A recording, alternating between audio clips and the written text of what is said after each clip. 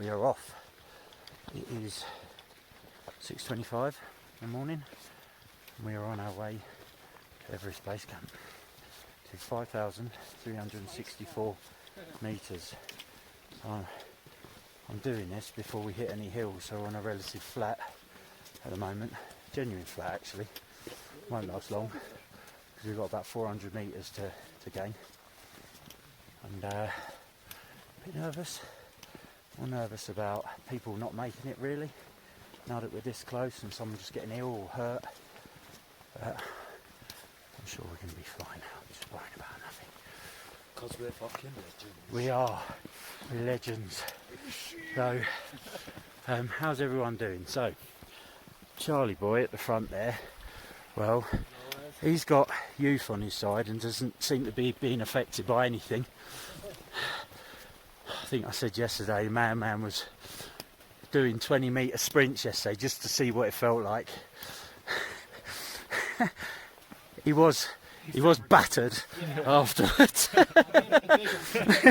He gave it the bigger, so the petulance of youth gave it the big one, and then it was hands and knees. Hands on knees.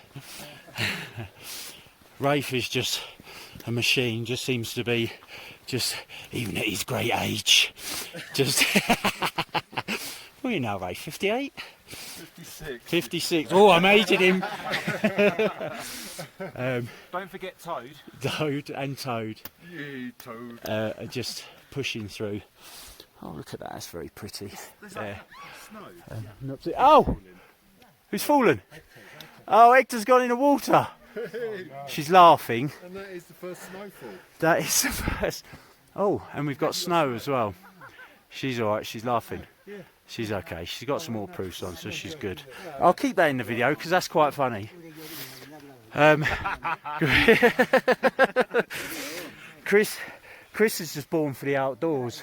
Chris actually isn't. I don't think Chris is human. Where everyone else is wearing down jackets and things, Chris is basically in shorts and t-shirt every day. Yeah, you've not had any problems at all, have you, Chris? He seems to be fine, coping quite well with it. Raj has just got that built-in endurance that I keep talking about. I keep telling Raj that he needs to do a marathon because he could probably do it with very little training. Even when I was training for the marathon, he'd come with me randomly on a 13-mile training run. 15 miles in the snow to Stansted. Yeah, we did 15 miles in the snow to Stansted. He'd done no training, just cracked that. Just knocked that out easy. I'm going to have to do this in 2 parts because the rest of them are sorting Hector out now, putting dry clothes on her. Alright, catch back in a sec. So yes, confirmed, she's absolutely fine. We all thought it was funny. Look, so she managed to fall in. Look, there's not many people that can say that they've fallen into a river that runs directly off Mount Everest. It is. She was looking at the snow. Ah. So who else could we talk about? So Daryl, you've been all right, haven't you? You suffered a little bit from the altitude when we got up here yesterday. Felt like someone had hit me on the back of the head with a baseball bat, but yeah.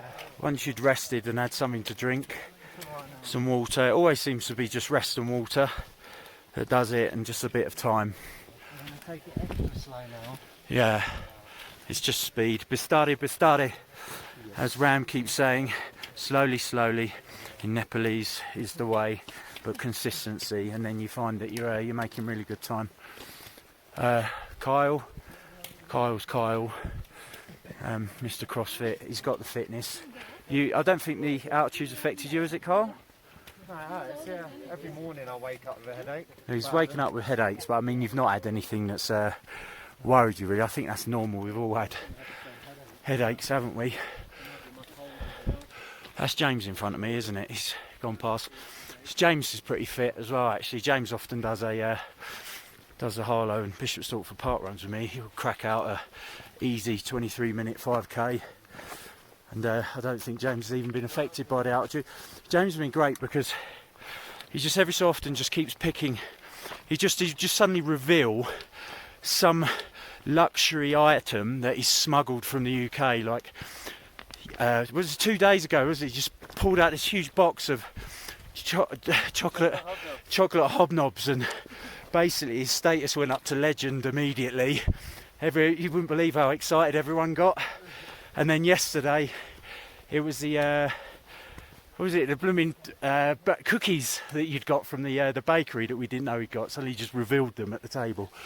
So he's good like that. Good morale boost. Aaron's doing pretty well. So obviously, known Aaron before, Daryl's business partner, but Aaron, you felt the altitude a bit yesterday, didn't you? But once you'd had a lay down. First time. And then we had to do the dance rehearsal. Yeah, yeah. Aaron was saying he wasn't feeling well, so after dinner I walk upstairs to find him on the landing, dancing, aka Beyonce. The Beyonce experience. And then Hector, Hector's got those Nepalese genes. Basically, Hector's half human, half mountain goat, born at altitude, half yak. Says that she's Hector keeps saying she's slow, and then Ram says yeah, so we've just arrived where we're supposed to be an hour early. She's not slow, it's consistency, that's what matters. If you can average sort of 1.5 mile an hour as opposed to 1 mile an hour, you know, you've saved yourself 25% on a 8-hour journey. You know, you're getting there in 6 hours, so it makes a huge difference. Bastori. And we are being overtaken by our porters, which is great. These guys are just incredible. So they're carrying our packs. They've been with us for 11 days, but they're carrying our packs.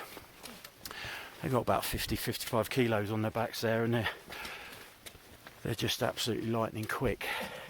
They're walking at a pace that you would walk at sea level, which on camera will look, that's not impressive to us, knowing how hard you're breathing walking on a virtual flat. It's just so impressive. Anyway, I think that'll do for now. Next one of these will be at Gorekshep, which is our pit stop for some food, and then EBC.